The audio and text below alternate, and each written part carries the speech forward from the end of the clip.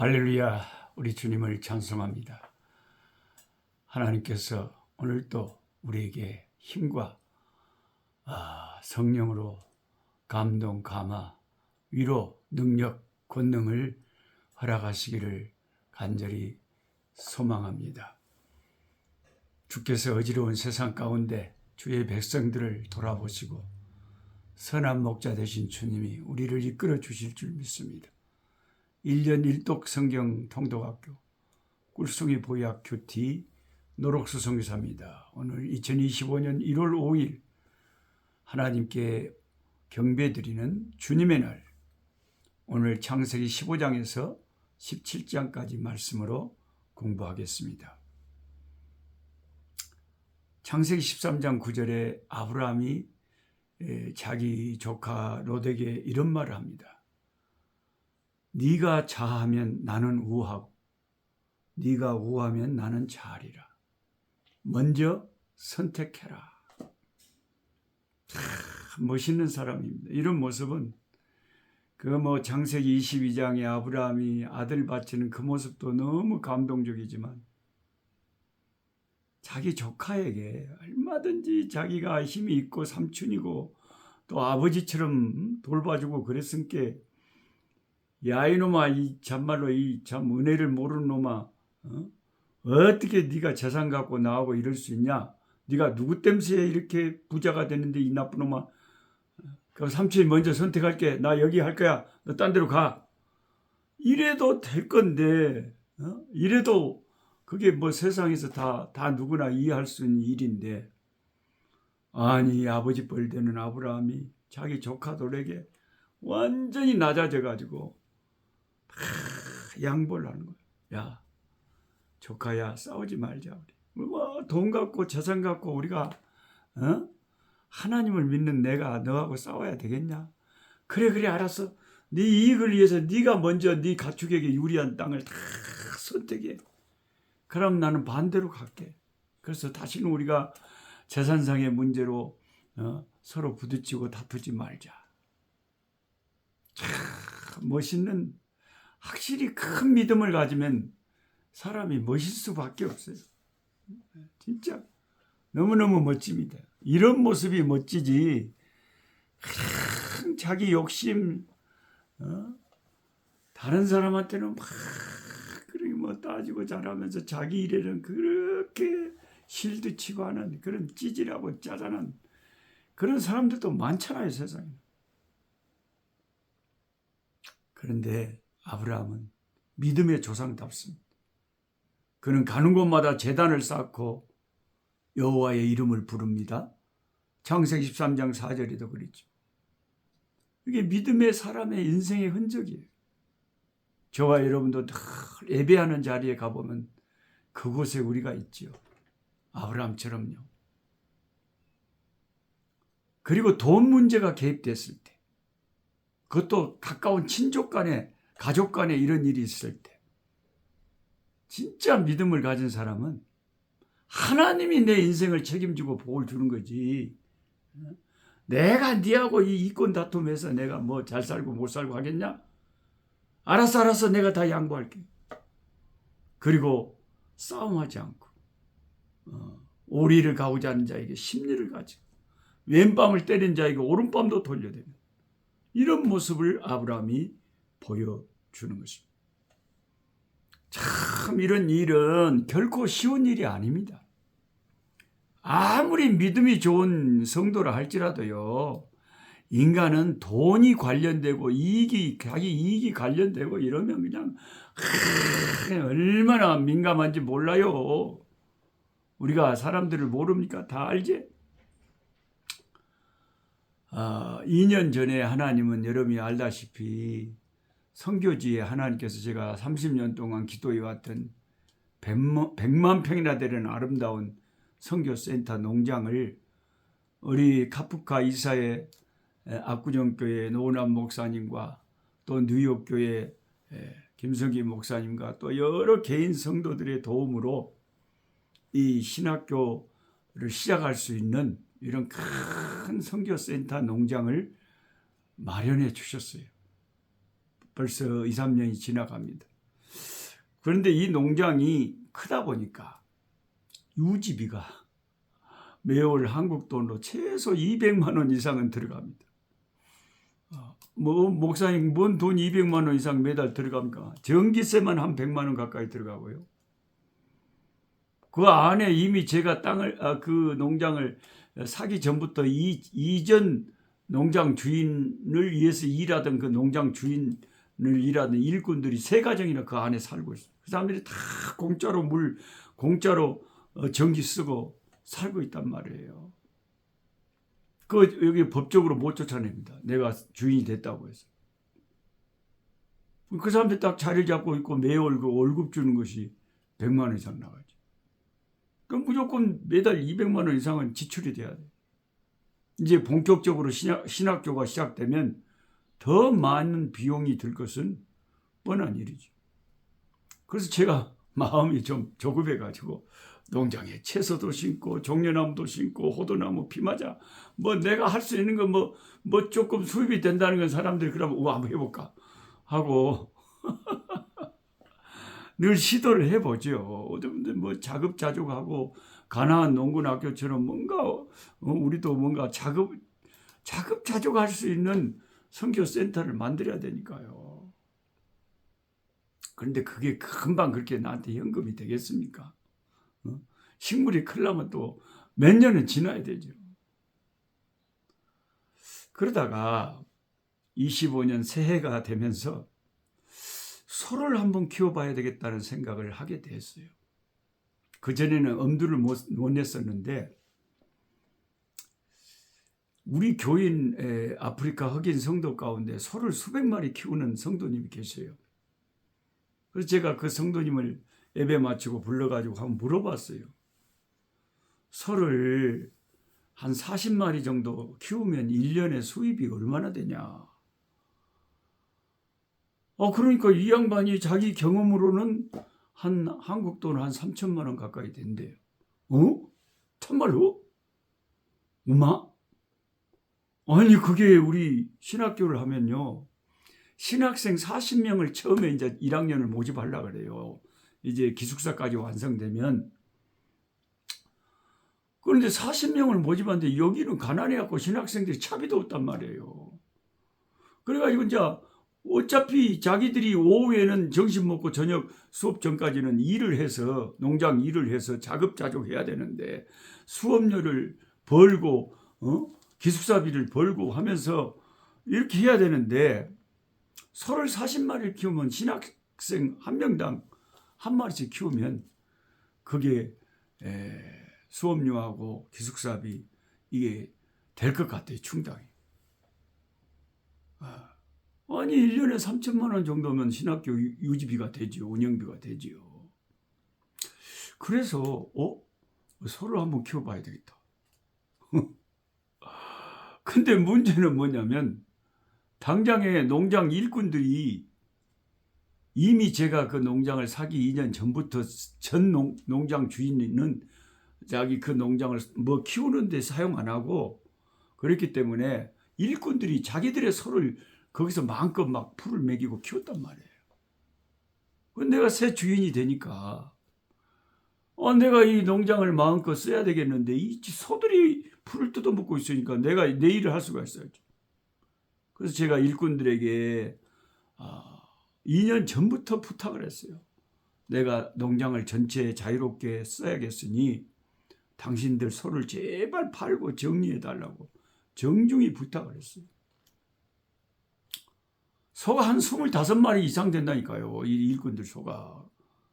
다 그냥 내 농장에서 풀 뜯어먹고 있는데 사람 속이 어떻겠어요. 아니 내 농장인데 왜 자기들 일하는 일꾼들이 나한테 월급 받으면서 자기들 소를 갖다가 다 내 농장에서 풀 뜯어먹고 있으니 나도 뭔가를 해서 이 신학교를 유지하고 농장을 유지해야 되는 큰 무거운 짐을 지고 있는데 이 사람들이 그런 거 생각하겠어요? 가난한 사람들은 자기들 생각밖에 없죠.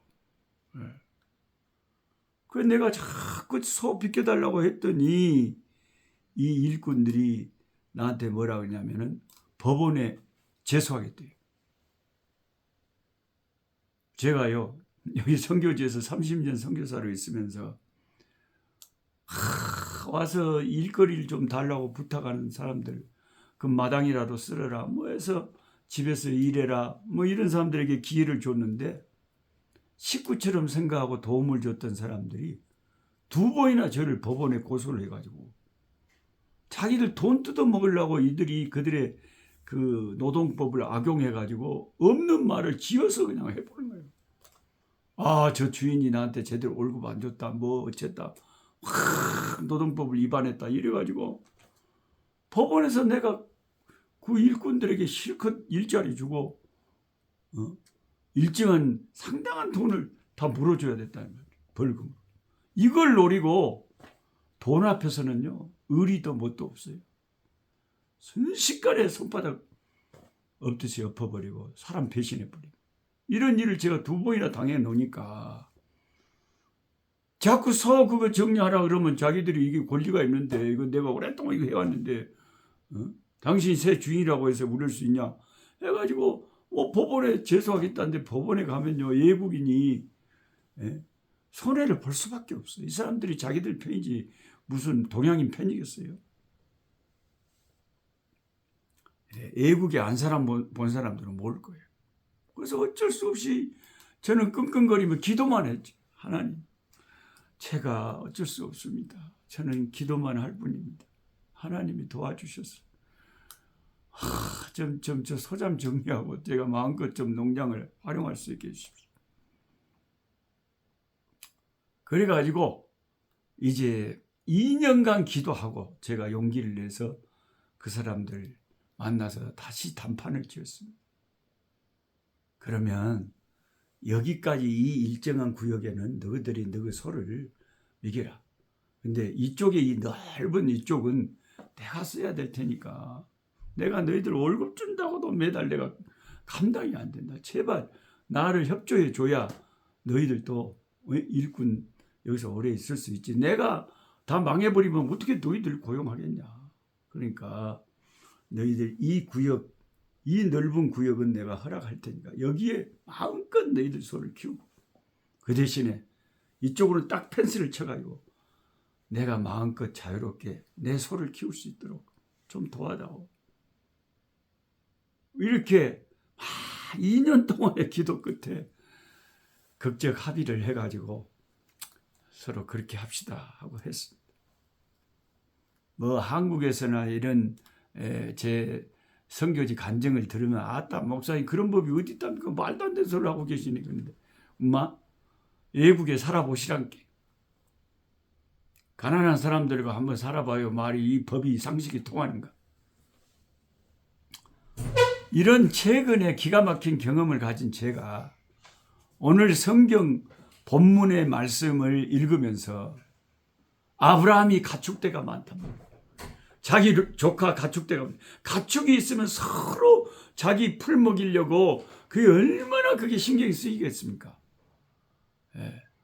근데 아브라함이 자기 가축대의 이익을 생각하지 않고 조카 롯에게 먼저 선택권을 주면서 대범하게 양보하는 모습을 보면서 정말 저는 감탄을 한 게, 야, 아브라함은 정말 믿음의 배짱이 큰 사람이구나. 정말 하나님만 바라보고 하나님의 축복만 확신하면서 살아가는 사람이구나 하면서 큰 도전을 받았습니다. 조카 롯은 자기들 짐승들 목초지가 비옥한 요단들을 낼름 선택하였고, 염치도 없어요. 아이고 삼촌, 그래도 삼촌이 먼저 선택하셔야죠. 오마 이런 것도 없어요. 얼른 그러면 삼촌 감사합니다. 제가 이 요단들을 선택하겠습니다. 비옥한 목초지 요단들을 선택을. 아브라함은 약속대로 그래 알았다. 그럼 나는 반대로 갈게.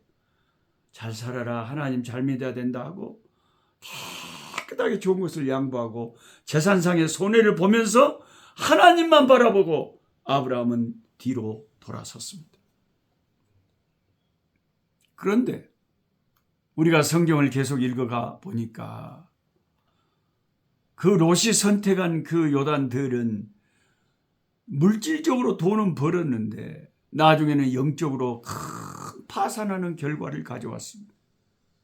타락한 소돔성이 그 요단들 저편에 가까이 있었기 때문입니다. 돈을 많이 번 롯은 부자가 돼서 가족들을 이끌고 그 도시로 소돔성으로 이사를 갑니다. 거기 살면서 날마다 그 더럽고 그 타락한 소돔성의 그 문화에 거기에서 젖어 살면서 그 자식들, 그 사이들, 딸들, 부인 다 신앙이 잃어버리고 영적인 가치를 여러분 그 어떤 물질적인 가치로 계산할 수가 있겠습니까? 그 신앙의 가치를 무엇으로 우리가 계산할 수 있겠어요? 그 한 번의 잘못된 선택이 그 가족들의 영혼을 말살시켜버렸다. 돈이 일만항의 뿌리라는 말씀이 그 말씀. 과감히 재산상의 손해를 감수하고 조카와 평화협정을 맺은 아브라함은 하나님이 창세기 15장에 그의 방패와 상급이 되어 주시겠다고 아브라함의 그런 과감한 양보의 모습, 그 믿음의 모습을 보면서 하나님 마음이 너무 행복하고 기뻐서 역시 우리 아브라함 최고다. 내가 너의 상급이 돼줄게. 내가 책임질게. 하나님이 약속하셨습니다. 많은 세월이 지나고 두 가정의 형편을 나중에 보니까 아브라함은 영육간에 창대하고 엄청난 복을 누리는 삶을 살고 있었고 헤어졌던 롯은 그 부인이 일찍 하나님의 심판을 받아 사망했고 두 딸들이 아버지를 술 먹여가지고 관계를 맺어서 자식들을 낳는 참남하고 저주스러운 가족이 완전히 해체되고 말살돼 버리는 파산의 종말을 비참한 종말을 맞이하였던 것입니다. 지금도 롯과 같이 육에 속한 교인들이 얼마나 많은지 몰라요. 한국 교회들. 희한한 교인들 많습니다. 희한한 거짓 선지자들 쫓아다니는 사람들이 얼마나 많습니까? 선택은 자기 몫입니다. 힘든 대로 거둡니다. 주님 앞에서 주님께서 인정하시고 주님께서 기뻐하시고 주님께서 복을 주는 자가 참된 승리자입니다. 아브라함과 같은 믿음의 인생 되시기를 축복합니다. 롯처럼 순간에 그 이익을 따라서 신앙에 손해되는 일을 하지 않기를 바랍니다. 하나님 아버지 감사합니다. 오늘 또 귀한 말씀, 달고 오묘한 그 말씀. 롯은 낼름 돈 벌겠다, 잘 됐다, 돈 가지고 춤추고 좋아했지만 그 돈이 그의 가족, 자식들, 부인까지 다 망하게 하는 원흉이었습니다. 아브라함은 과감히 평화를 위하여 친족과 싸우지 않고 재산상의 손해를 감수했지만 하나님이 그 모든 상황을 다 보고 계셨고 하나님이 아버지 상급이 되어 주셔서 아브라함의 인생과 그 후손들에게 놀라운 축복을 허락하셨습니다. 하나님, 우리가 신앙생활을 하면서 롯과 같은 육에 속한 그리스도인들이 되지 않도록 주님 우리를 붙잡아 주시고 분별력을 주시고 결정적인 순간순간마다 아브라함의 선택을 할 수 있도록, 믿음의 선택을 할 수 있도록 도와주시옵소서. 예수님의 이름으로 기도하옵나이다. 아멘. 약한 자의 것을